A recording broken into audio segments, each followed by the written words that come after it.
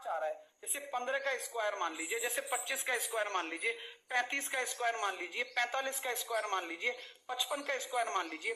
तो ध्यान इस बात पे रखना दोस्तों कि जैसे 5 का स्क्वायर आपका कितना है 25 लिख दिया, एक का अगला कितना है 2 है, तो 2 एकम 2 225, 5 का 25 लिख दिया, 2 का अगला 3 है तो 3 दूनी 625, 5 का अगला 5 का 25 होता है, 3 का अगला कितना है 4 तिया 12 25, ठीक है 5 है अब 20 25, क्योंकि इसका 4 का अगला 5 होता है, 5 के 20 25, ठीक है।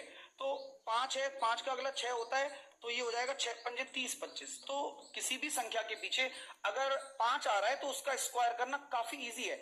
अब स्क्वायर करना इजी है तो अंडर रूट निकालना भी इजी है। तो जैसे कि अगर हम एक बार बात करेंगे आपसे कि कल को मान लो मैंने बोला कि सर 125 का स्क्वायर मुझे करना है तो मैं कैसे करूंगा, तो सेम कंडीशन लगाऊंगा, 5 का स्क्वायर में 25 ले जाऊंगा और 12 को मैं 13 से गुणा कर दूंगा, तो 13 12 होता है 156। तो ये मेरा बन गया देखो 156 25। तो 125 का स्क्वायर 156 25 हो जाता है। इस तरह से आपको स्क्वायर निकालने में तकलीफ नहीं आनी चाहिए, ठीक है सर। अगर मान लीजिए अगर हमें स्क्वायर याद भी करने हो तो हम किस तरह से याद कर सकते हैं, आप कैलकुलेट भी कर सकते हैं और आपको छोटा मोटा नॉलेज भी होना चाहिए 40 से 50 तक के स्क्वायर का, ठीक है भाइयों। चलिए अगर हम आगे बात करें क्यूब की, तो क्यूब में मैं कहूंगा कि 1 से लेकर 30 तक के आपको क्यूब पता होने चाहिए और जानकारी होनी चाहिए। उसको फटाफट से हम एक बार रिवीजन करेंगे क्यूब्स को।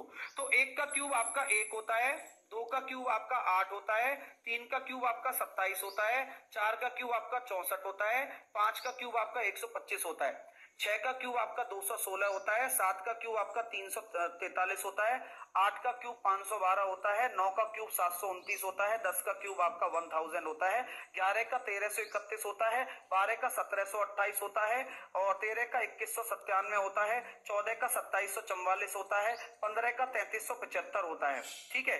आगे मैं अगर बात करूं 15 का आपका 3375 होता है, ठीक है।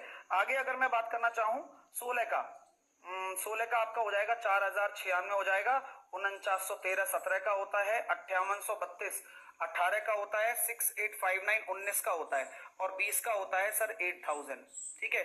21 का होता है 9261, 22 का होता है 10648, 23 का होता है सर 12167, 24 का होता है 13824, 25 का होता है 15625, 26 का आपके सामने हो जाएगा सर 17576 और 27 का हो जाएगा सर 19683, 28 का हो जाएगा सर जी 21952 और 29 का हो जाएगा सर जी क्या कहते हैं अपना 24389 और ये हो जाएगा 27030 का। तो ये सारे क्यूब एक बार आप डिजिट वाइज याद कर लीजिए, रिवीजन कर लीजिए, जिससे कि उंगलियों पर याद रहे। पेपर में इसी तरह के क्यूब्स आपसे पूछ लिए जाते हैं, ठीक है मेरे प्यारे भाइयों। चीजें क्लियर हैं, यहां तक समझ में आ रहा है सारी की सारी चीजें पूरी